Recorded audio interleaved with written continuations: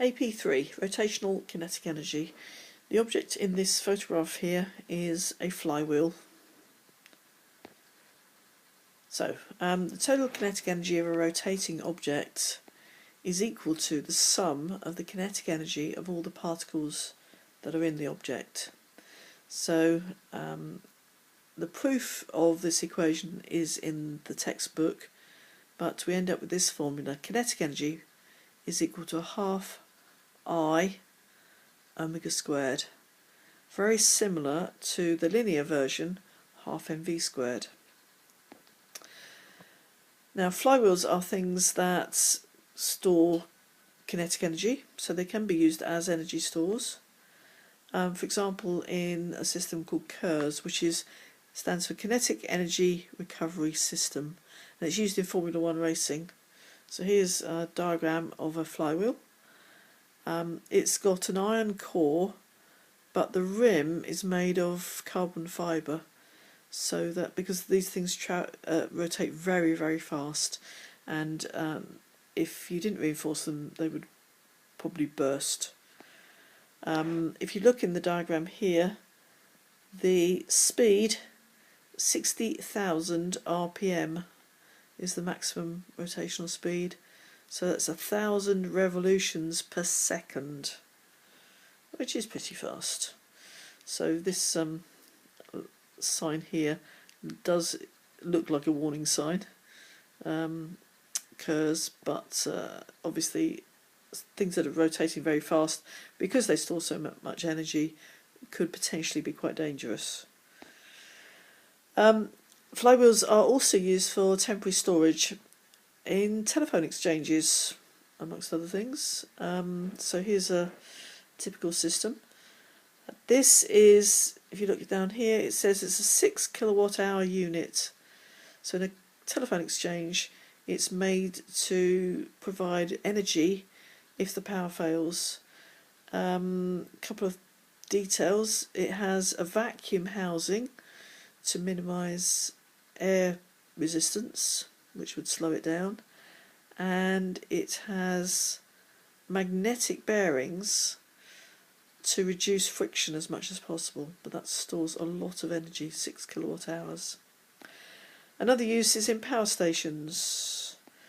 So flywheels are very efficient. They're between 90 and 95% efficient, which is pretty good.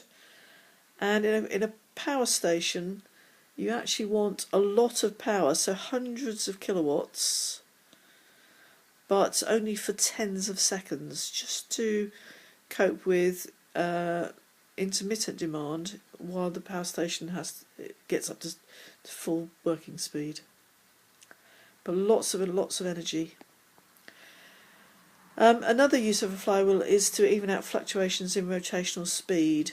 So, for example, this is a thing called a Lister engine, and you can see quite clearly the flywheels on both sides. And what they do is carry the engine, keep it rotating as the piston reaches the top and bottom of its stroke, otherwise the engine would be at risk of stalling. They're used in modern engines too, so this engine is actually a BMW M5. This thing here on the end is the clutch, but the ring behind it with the teeth in, that's the flywheel. So although these two engines look very different, they both use flywheels to keep them running smoothly. So next equation, work done. Work done is where a force acts for a certain distance. So with rotation, the force acts at a distance d from the pivot. So the distance moved, as we've discovered already, is d theta. So the work done is force times distance moved, F times d times theta, and Fd is the torque. So you end up with torque times theta, the angle turned through. So we've got this equation, W, work done, is torque times the angle rotated through, W equals t theta. And then we've got power. So power is work done over time taken. So we've got our formula for work is torque times theta, t theta, divided by t for time. But theta over t is actually omega, so we have the equation power is torque times omega. So torque times angular speed. And that, I hope, will remind you of the formula for power in linear motion. Power is force times velocity, so the equivalent for rotation, power is torque times angular velocity. So to summarise, we've got kinetic energy is half I omega squared, work done is torque times theta, power is torque times angular speed. And just to remind you of the linear equivalents, we've got kinetic energy is half mv squared, work is force times distance, power is force times velocity. So we're sort of building up a map of equivalencies here.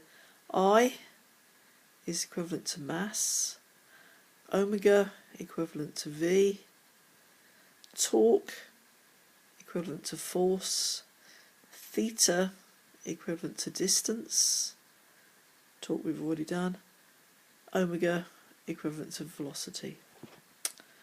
Okay, so there's a perfect match between angular equations and linear equations, which should make them a lot easier to get to grips with.